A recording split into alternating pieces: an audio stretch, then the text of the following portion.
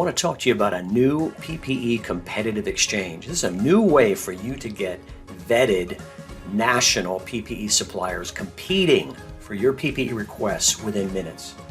So what's the problem? Well, COVID-19 has increased the demand dramatically for PPE supplies. People have had to go outside of their current trusted suppliers and deal with people they may not know or trust or even have never heard of due to the internet. We've heard reports of rip-offs and fraud. There's just no trust out there. So how do you fix this?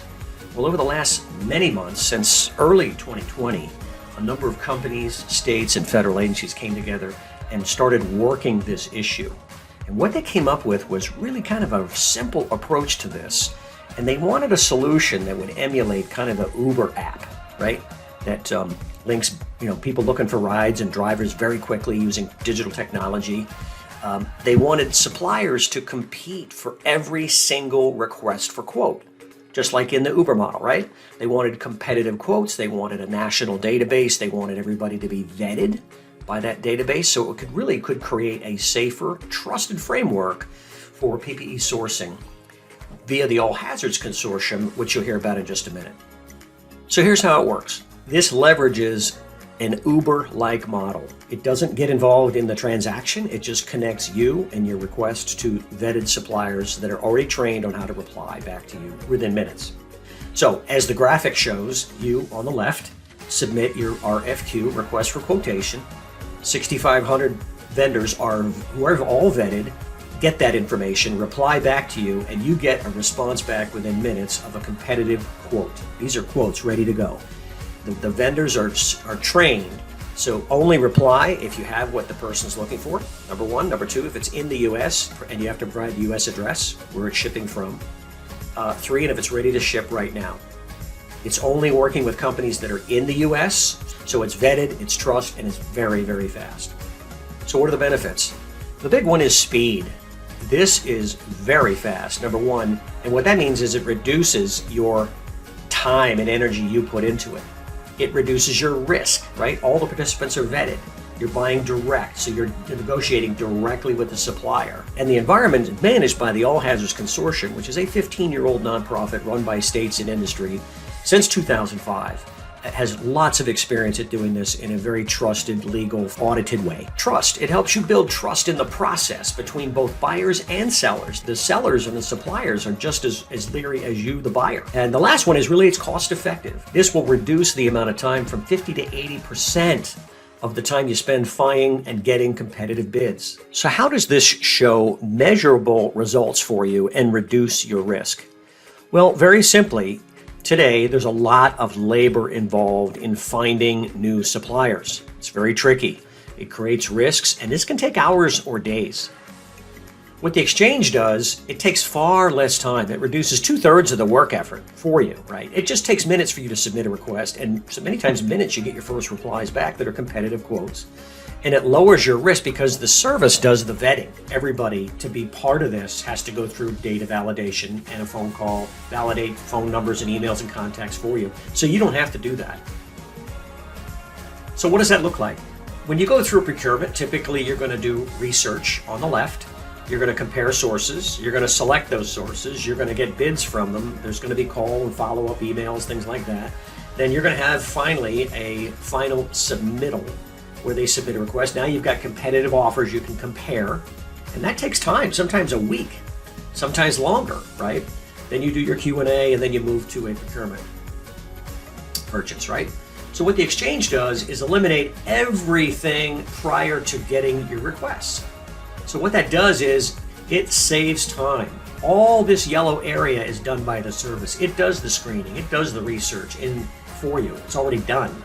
It compares solutions for you. All you do is submit your request and you get back a competitive quote many times within minutes of your submittal, depending on time of day, a week that you submit, very quickly. But what it does is saves you time. You don't have to do all the stuff in the yellow block areas, right?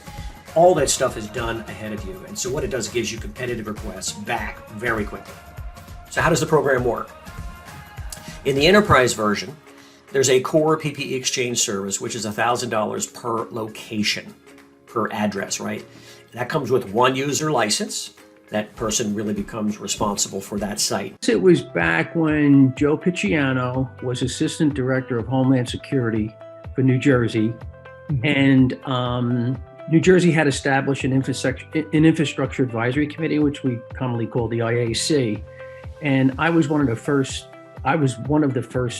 people that were put on the council at that time, and I represented the food industry for the state of New Jersey. And that was right after 9/11, when Don DeFrancesco was president.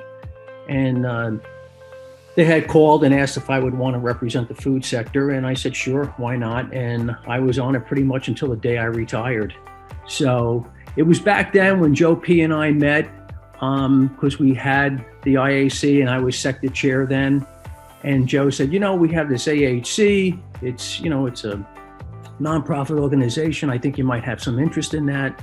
So what do you think? So I said, sure. So I came down to a board meeting. They had it in Delaware, somewhere on the Turnpike, I believe. And I sat there as a guest and got introduced to the AHC format there. And I found it quite interesting. And then shortly right after that, not too long, maybe a few years right after that, that's when hurricane or tropical storm Sandy had hit. So then I became more involved. So I think at that time, they were really in the infancy of putting a lot of pieces together and how the AHC could help the private and public sector. I was more interested in how I can help, being the representative of the food industry, and how we can tie those both pieces together. Because there's always that matter of trust between government and the private sector.